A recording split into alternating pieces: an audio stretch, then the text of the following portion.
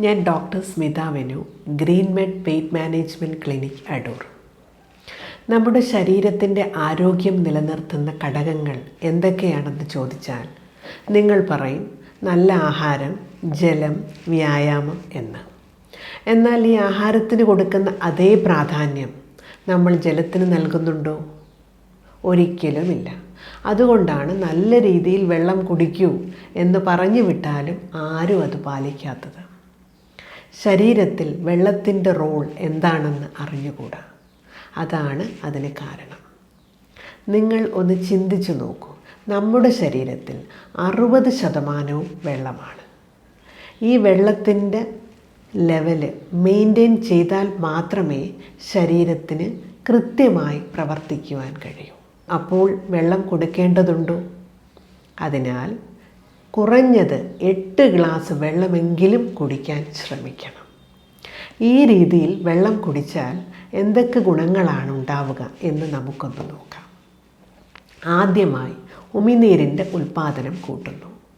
അത് ദഹനം മെച്ചപ്പെടുത്തുകയും അസിഡിറ്റി ഒഴിവാക്കുകയും മാലിന്യ വിസർജനം എളുപ്പമാക്കുകയും ചെയ്യുന്നു.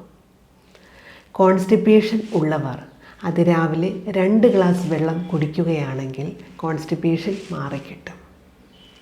രണ്ടാമതായി ശരീരത്തിൽ ഓക്സിജൻ്റെ അളവ് കൂട്ടുന്നു. അത് ഓരോ ഓർഗൻസിനെയും പ്രവർത്തനക്ഷമമാക്കുന്നു.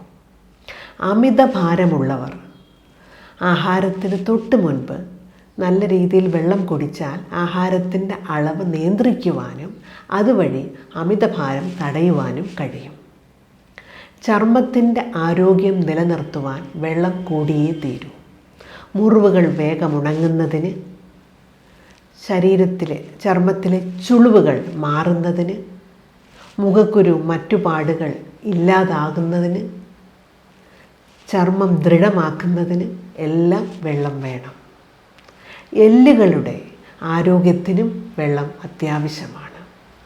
ചിലർ ഇരുന്നിട്ടെഴുന്നേൽക്കുമ്പോഴും കൈകൾ നിവർത്തുമ്പോഴും ജോയിൻസിൽ നിന്ന് ശബ്ദം വരുന്നത് കേട്ടിട്ടില്ലേ?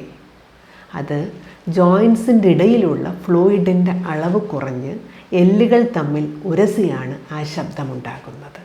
അതിനാൽ ഈ ഫ്ലൂയിഡിൻ്റെ അളവ് കൂട്ടുന്നതിനും നന്നായി വെള്ളം കുടിക്കണം. പിന്നീട് ഇന്ന് ഭൂരിഭാഗം ആൾക്കാരിലും മൈഗ്രെയിൻ ഉണ്ട്, അതേപോലെ മുടി കൊഴിച്ചിലും. അതിൻ്റെ ഒരു കാരണം വെള്ളത്തിൻ്റെ അഭാവമാണ്. ഇപ്പോൾ ശരീരത്തിൽ വെള്ളം വഹിക്കുന്ന റോൾ എന്താണെന്ന് അറിഞ്ഞുവല്ലോ. അതിനാൽ എല്ലാവരും വെള്ളം നമ്മുടെ ദിനചര്യയുടെ ഒരു ഭാഗമാക്കണം.